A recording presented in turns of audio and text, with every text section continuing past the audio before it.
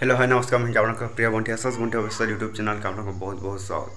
तो मोर नया वीडियो आपको बहुत बहुत स्वागत। ये वीडियोटा दीपांजलि बाबद रे जेनता कि देख टिके मेरे वीडियो जेनता देख लो आसी जन आम ओडिशा के जेनता कि दीपांजलि दास आओ ताकर बंगाली हजबैंड संगे कीर्तन करछन आगे बने रह और मोर चैनल के नुआई थे वाला मोर चैनल के सब्सक्राइब करवाले नहीं भूलबो।